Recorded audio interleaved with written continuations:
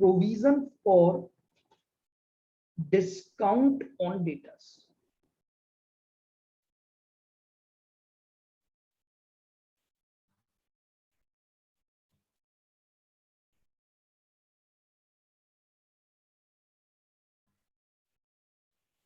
हाँ बिल्कुल, आज हो जाएंगे बिल्कुल। Provision for discount on debtors. देखिए, मैं अपने डेटर से जल्दी पैसा चाहता हूं। मैं ये चाहता हूं कि भाई मेरे जो डेटर्स हैं वो मुझे क्या कर दें, जल्दी पैसा दे दें।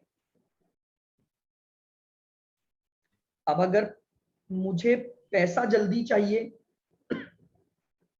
तो मुझे उनको क्या करना पड़ता है, कुछ डिस्काउंट ऑफर भी करना पड़ता है। तो मैं आज ही क्या कर रहा हूं, एक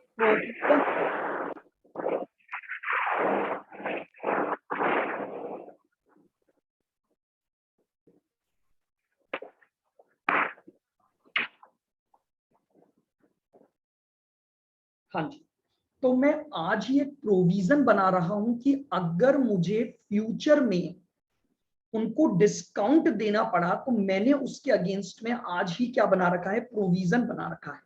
तो देखिएगा, सबसे पहला point, how to calculate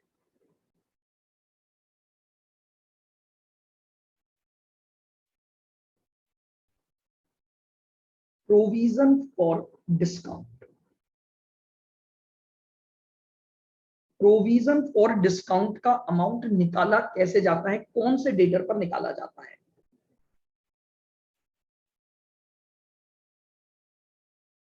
debtors as given. हमें जो डेटर्स दिए हुए हैं हम सबसे पहले तो वो उठा देंगे।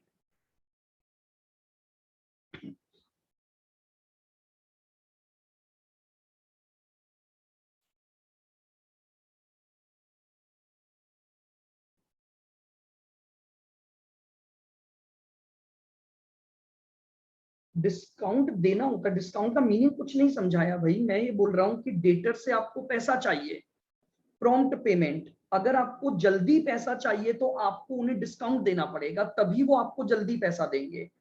तो हम अपने डेटर पर डिस्काउंट के लिए आज ही एक प्रोविजन बना लेते हैं कि अगर कल को हमें कोई डिस्काउंट देना पड़ा तो वो पैसा हम इस अकाउंट से चार्ज कर लेंगे बस।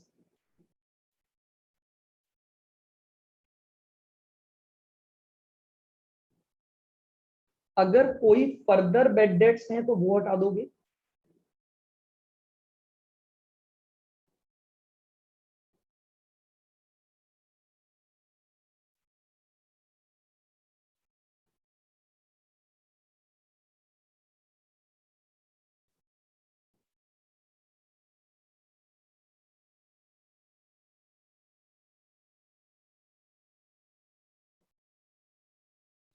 सोल्ड ऑन अप्रूवल,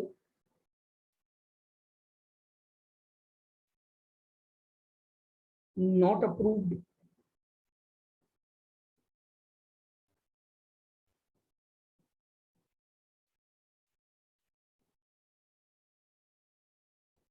अगर एरर्स का कोई इंपैक्ट है तो वो एडजस्ट कर दोगे।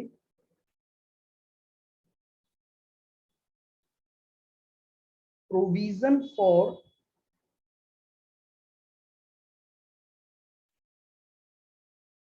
Doubtful debts.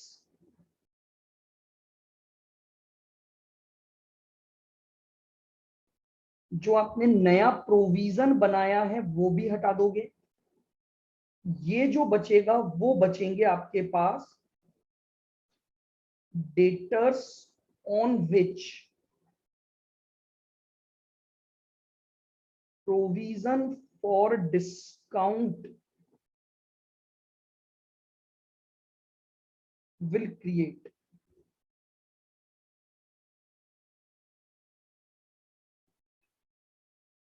इस पर आप अपना प्रोविजन फॉर डिस्काउंट बनाओगे। यानी ये सब एडजस्टमेंट तो पहले भी थे, आपका एक और एडजस्टमेंट बढ़ गया कि आपने जो प्रोविजन बनाया है वो भी हटा दो। डेटर पर जैसे आपने 5% बनाया नया प्रोविजन, तो वो 5% हटा दो। अब जो रिमेनिंग डेटर्स बचेंगे उन्हीं के ऊपर डिस्काउंट का प्रोविजन बनाया जाएगा। क्यों?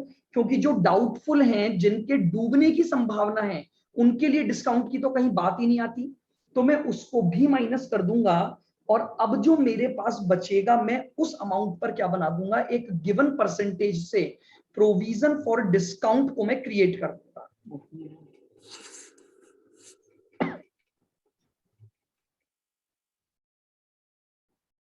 नेक्स्ट पॉइंट,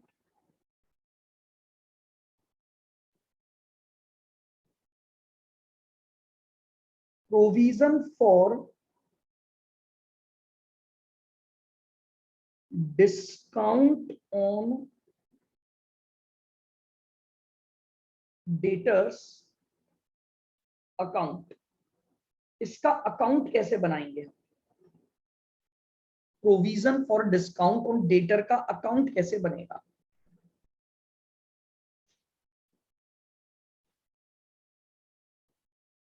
सबसे पहले आ गया बाय बैलेंस ब्रॉट डाउन।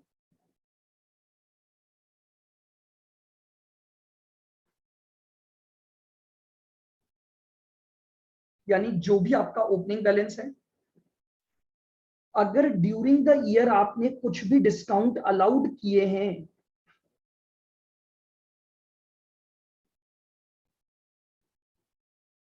वो डिस्काउंट अलाउड, जैसे आप बेड डेट्स प्रोविजन से चार्ज करते थे, डिस्काउंट अलाउड को भी आप चार्ज कर दोगे टू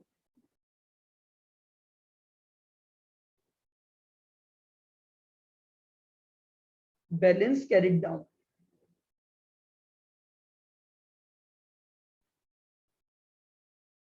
ये जो आप प्रोविजन बनाओगे नए बैलेंस में आ जाएगा, और रिमेनिंग पैसा आप किससे चार्ज कर लोगे? जो कम पड़ेगा वो by profit and loss account.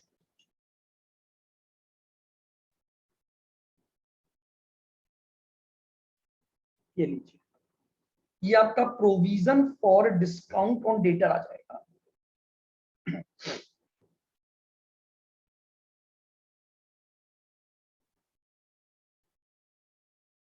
ये अकाउंट बना लीजिए। किस वैल्यू पर निकालेंगे, हमने वो निकाल लिया। इस पर जो रेट गिवन होगी उससे अपना बैलेंस कैरी डाउन आ जाएगा, और ये हमारे पास एज अ बैलेंसिंग फिगर निकलेगा।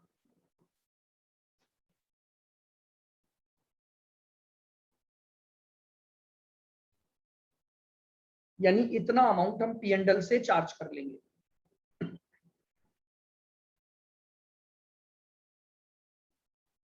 बताओ, क्लियर है बिल्कुल?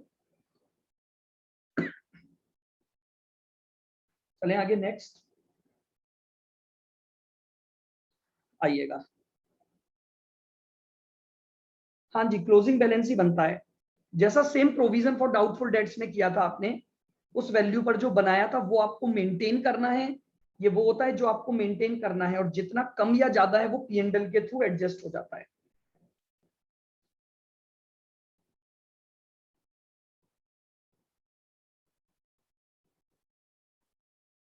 Entries,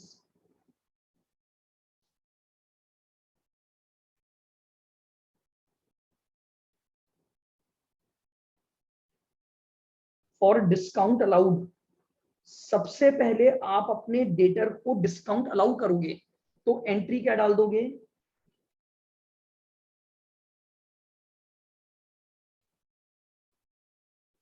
discount allowed debit to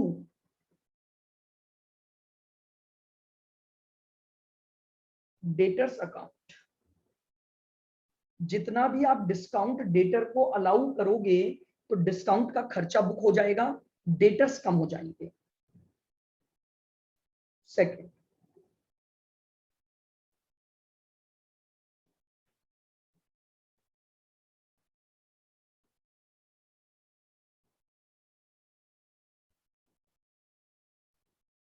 for charge of discount against provision,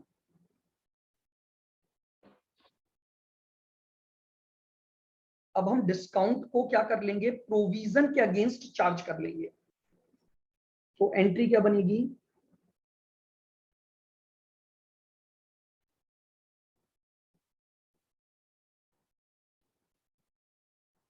provision for discount debit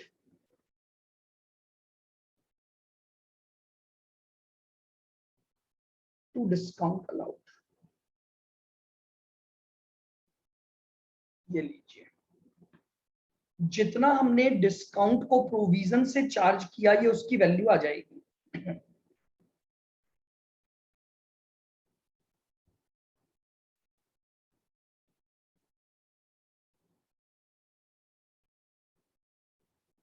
बिल्कुल, प्रोविजन से ही चार्ज करेंगे ना, चार्ज करना कहते हैं इसे, डिडक्ट करना नहीं कहते।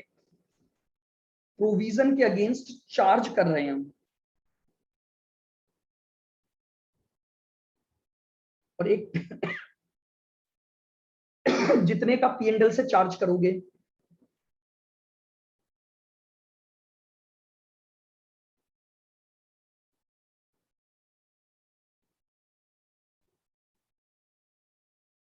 Amount transferred from PNL to PNL.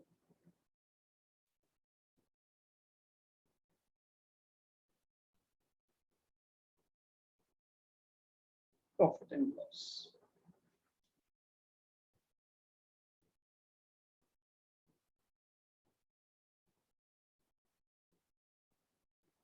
Profit and loss account debit to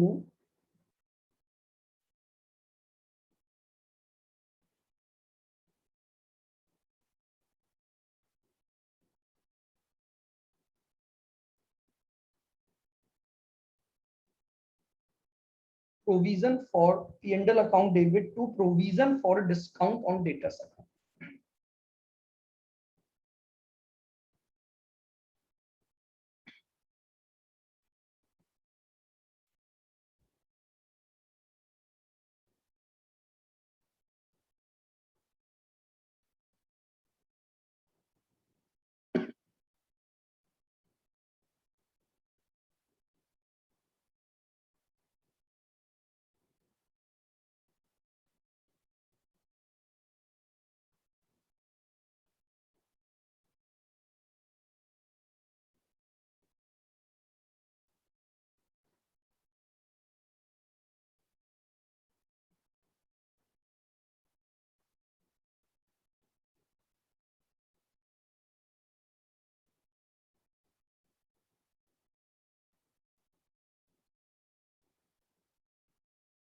Presentation in financial statement.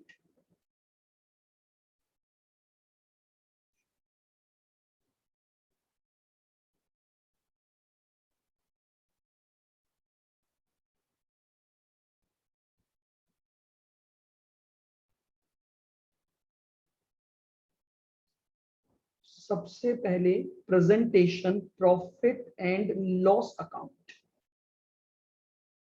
Profit and loss account debit side में प्रेजेंटेशन होगा।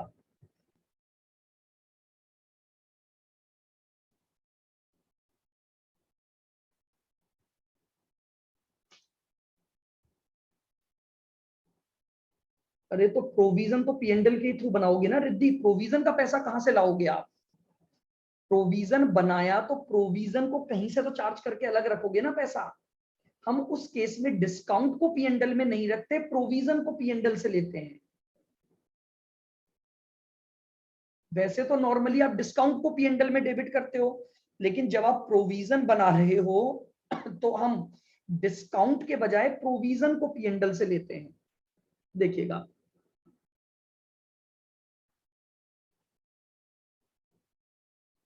टू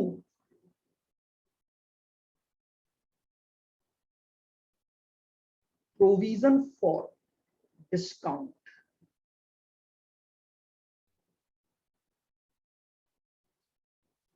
हाँ सबसे पहले आपके पास मान लीजिए यहां पर आ गया ये न्यू प्रोविजन, जो आपको मेंटेन करना है। ठीक है,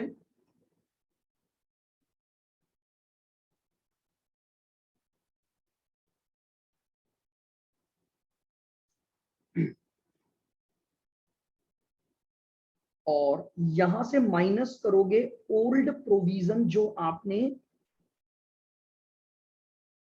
ऑलरेडी मेंटेन किया हुआ है, और एक और अमाउंट आ जाएगा डिस्काउंट का, पहले ऊपर लिख दो उसको। ये अमाउंट पी एंड एल में शो हो गया। ये भी आप जब प्रैक्टिकल करोगे ना तो सारे प्रेजेंटेशन आएंगे समझ में। ऐसे क्या विदाउट डिजिट से समझ नहीं आते हैं, मैं सिर्फ आपको बता रहा हूं अभी कि भाई आपको थोड़ा ध्यान रहे। बाकी आप जब क्वेश्चन करोगे तो ही ये चीज क्लियर होती है प्रैक्टिकली, क्योंकि थ्योरी पढ़ रहे हैं अभी हम तो उससे पता नहीं लगता।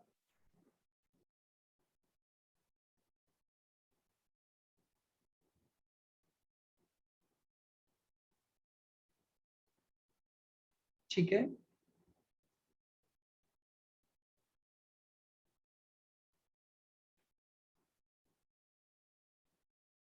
अगर मुझे इसे बैलेंस शीट में दिखाना है, बैलेंस शीट असेट साइड, क्योंकि डेटर्स में से हम डिडक्ट करके बताते हैं इसको। सबसे पहले डेटर्स लिखोगे,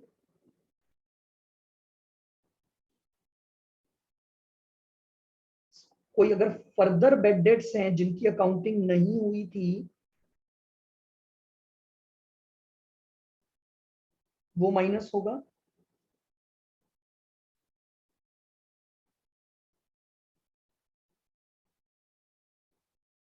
नहीं, लाइबिलिटी में शो नहीं होता, डेटर्स के ऊपर बनाया गया है तो डेटर्स में से डिडक्ट करके दिखाते हैं। दिखा सकते हो लाइबिलिटी साइड, बट हम दिखाते जनरली ऐसे ही है। प्रोविजन फॉर डाउटफुल डेट्स भी माइनस करोगे डेटर्स में से।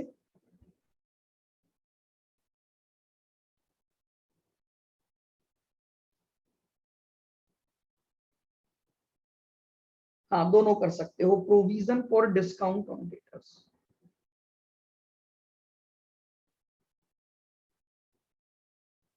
ये लीजिए, ये आपका balance sheet presentation.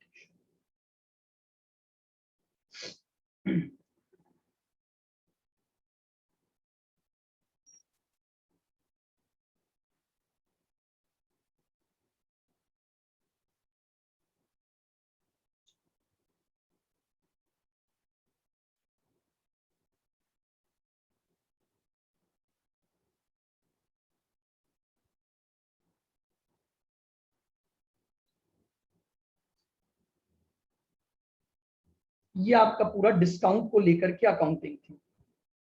And last, हाँ जी बोलो।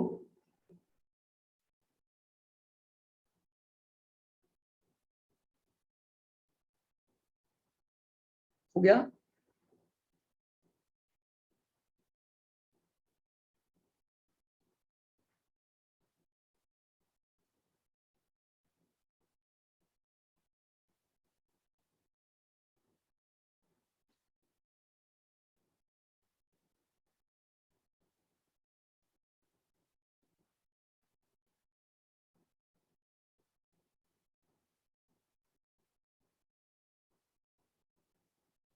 चलिए आगे, लास्ट एडजस्टमेंट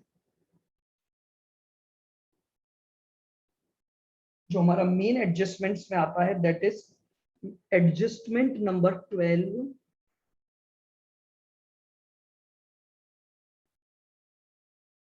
मैनेजर्स कमीशन।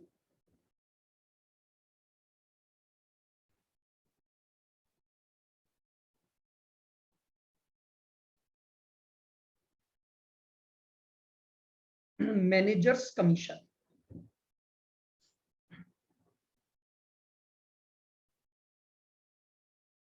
हाँ जी, managers commission based on profits.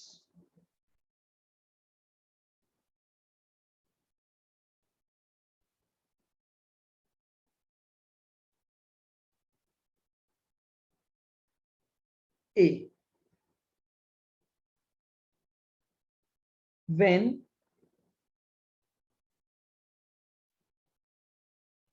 commission is based समझिएगा ध्यान से, when commission is based on profits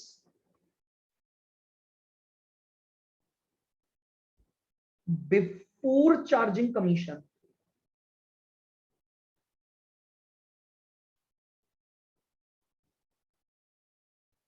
देखिएगा हम अपने मैनेजर को कमीशन देते हैं और वो कमीशन बेस्ड होता है प्रॉफिट्स पर। अब प्रॉफिट्स पर जो कमीशन बेस्ड होता है हमें उसको कैलकुलेट कैसे करना है।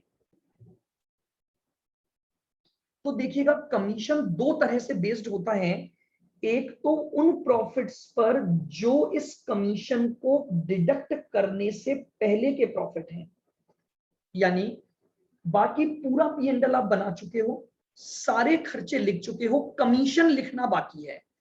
तो आपका जो प्रॉफिट आएगा, मेरी बात को बिल्कुल धीरे धीरे ध्यान से सुनना, ये आपने अपना P&L बनाया, यहां पर आपने इनकम्स लिखी, यहां आपने ऑल एक्सपेंसेस एक्सेप्ट कमीशन लिखा। इनकम में से सारे खर्चे हटा दिए एक्सेप्ट कमीशन, तो बताओ अब जो बचा वो क्या बचा, नेट प्रॉफिट बिफोर कमीशन बचा कि नहीं बचा।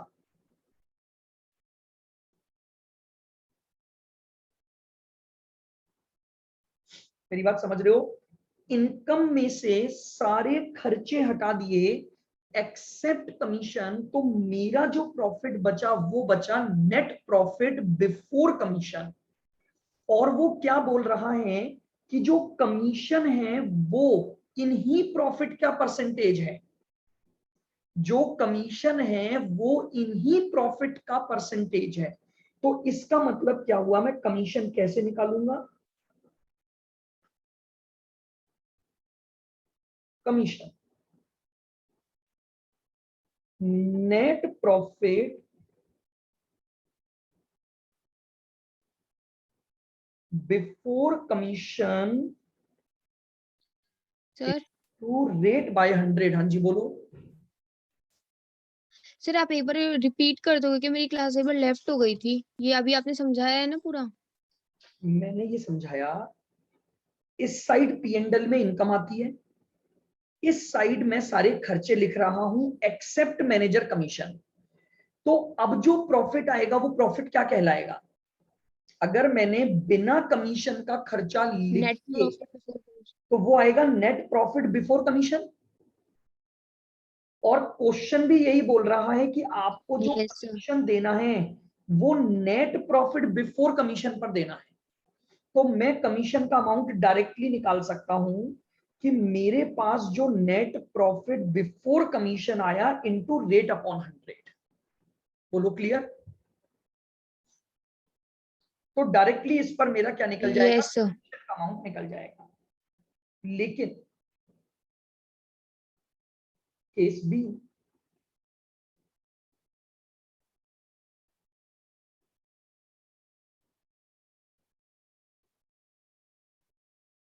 सर थोड़ा सा स्क्रॉल अप कर दो। एक मिनट,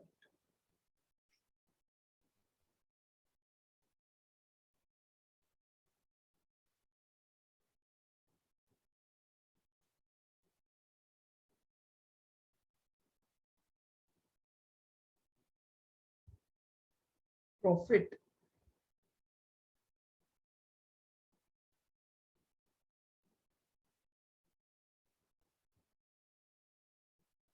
आफ्टर चार्जिंग सच कमीशन।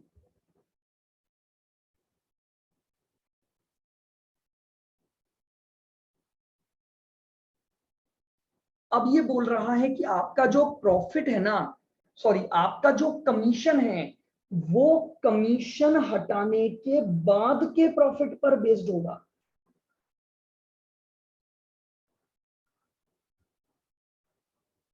मतलब क्या हुआ वो देखो,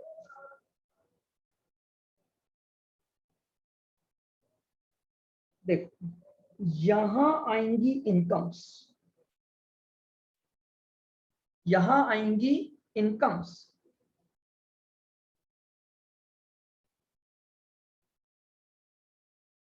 all expenses except commission,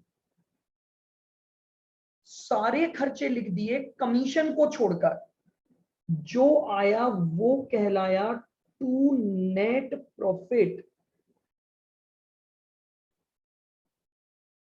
before commission. बोलो एग्री यहां तक? इनकम में से सारे खर्चे माइनस कर दिए कमीशन को हटाकर,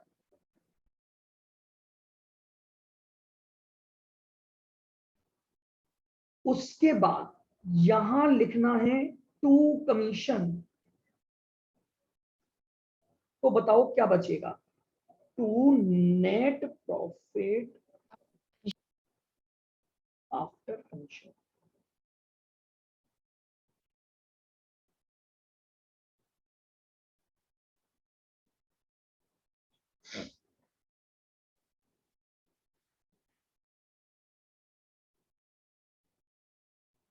अब मेरी बात को सुनना, आपने जो प्रॉफिट निकाला हुआ है वो बिफोर कमीशन है।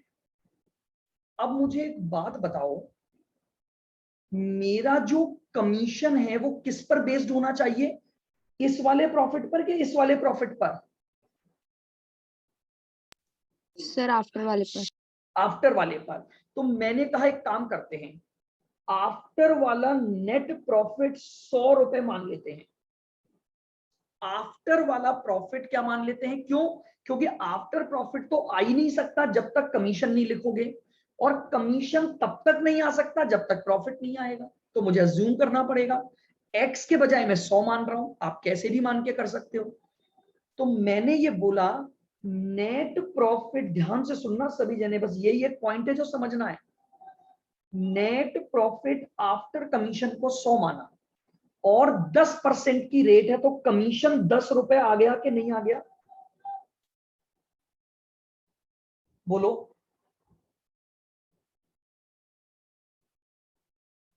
रिप्लाई किया करो भाई, आ रहा है समझ में? दुष्यंत, हार्दिक, रिया, यस सर आप मेरी बात समझ रहे हो? मैं बोल रहा हूं कि मैंने नेट प्रॉफिट आफ्टर कमीशन को अज्यूम किया 100 रुपए। अब अगर 100 रुपए अज्यूम किया और रेट ऑफ कमीशन 10% क्वेश्चन में गिवन है,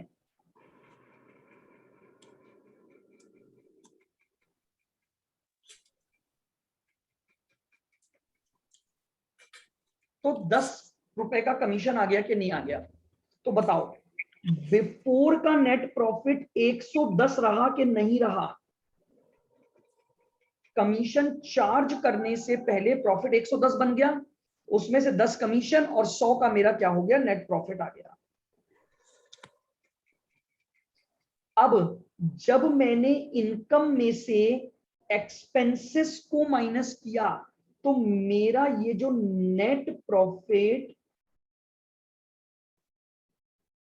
बिफोर कमीशन आया, वो कमीशन रिप्रेजेंट कर रहा है 100 प्लस रेट को। तो इनटू रेट कर दोगे तो कमीशन का अमाउंट आ जाएगा।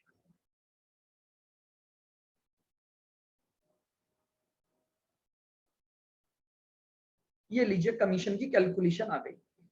अगर नेट प्रॉफिट आफ्टर चार्जिंग है तो इसीलिए आपका फॉर्मूला बनता है rate upon 100 plus rate. Formula बनता है रेट अपॉन 100 प्लस रेट।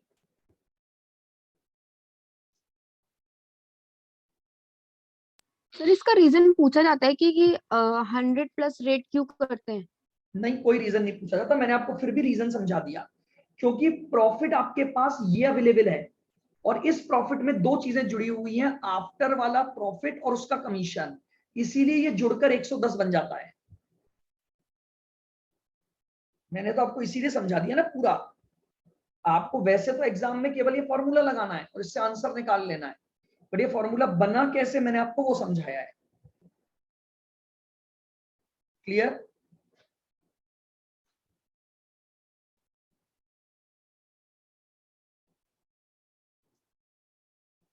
इसकी एक अकाउंटिंग एडजस्टमेंट एंट्री पास कर देते हो, फिर हम उसके बाद निकालने के बाद एंट्री।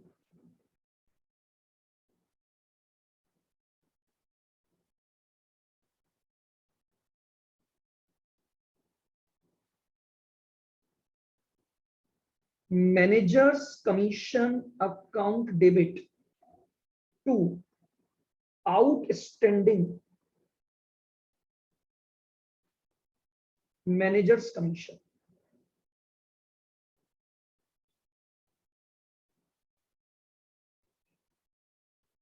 कमीशन का खर्चा बुक कर देंगे और एक लाइबिलिटी क्रिएट कर देंगे, तो एंट्री बन गई managers commission account debit to outstanding managers commission.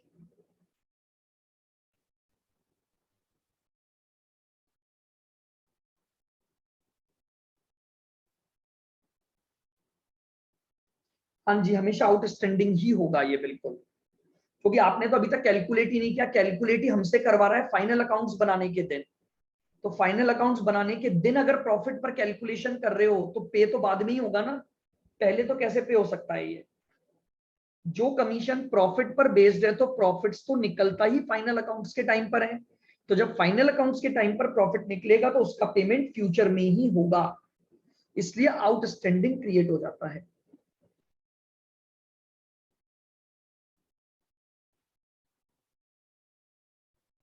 Treatment खर्चा है तो पी एंड एल के डेबिट साइड में आएगा। अरे आ रहा हूं भाई रिद्धि, 2 मिनट, मैंने अभी खत्म नहीं किया ना उसको। पी एंड एल से तो चार्ज करेंगे ही करेंगे क्योंकि खर्चा है, तो ट्रीटमेंट में आऊंगा मैं। तो ट्रीटमेंट क्या बना, managers commission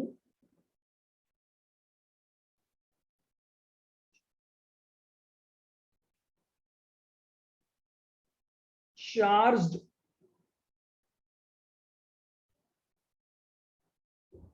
against profit and loss account as expense, क्योंकि आपका खर्चा है। तो खर्चा है तो पी एंड एल में तो जाना ही जाना है। तो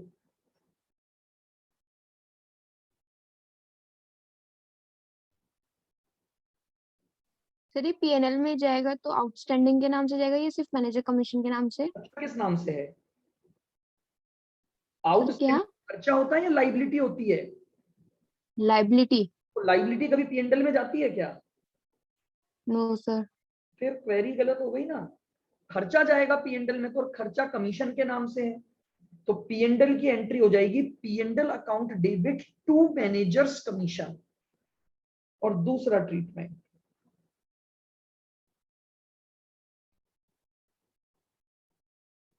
outstanding commission, outstanding commission will be shown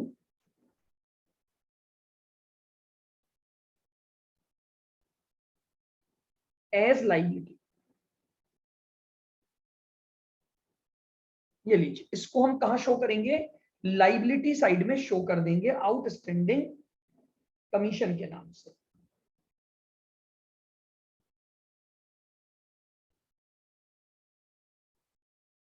अब बताइए, अब इस एडजस्टमेंट में अब कोई क्वेरी हो तो अब आप पूछ सकते हैं। ये मेरे सारे एडजस्टमेंट खत्म हो गए हैं और कल से अब हम इसके जो प्रैक्टिकल हमारे पास क्वेश्चंस हैं विद एडजस्टमेंट्स वाले वो स्टार्ट हो जाएंगे। अभी भी देख लीजिए, कोई डाउट तो बताइए मुझे। सर ये कंटिंजेंट लाइबिलिटीज होती है ना? Contingent liability outside the balance sheet आती है, उसका बैलेंस शीट में कोई एडजस्टमेंट नहीं होता है, वो सेपरेटली बताऊंगा मैं आपको। ओके सर हाँ जी बोलो। सर ये जो ट्रीटमेंट में फर्स्ट वाला जो पॉइंट है हाँ, वो बिफोर कमीशन का है ना? नहीं, दोनों के केस में ही होगा। बस बिफोर चार्जिंग कमीशन दोनों के लिए सेम ही होती है, बस अमाउंट की कैलकुलेशन अलग है। ये जो एंट्री और प्रेजेंटेशन है ना पूरा, हाँ ये दोनों के लिए है, इसीलिए मैंने अलग अलग नहीं बताया।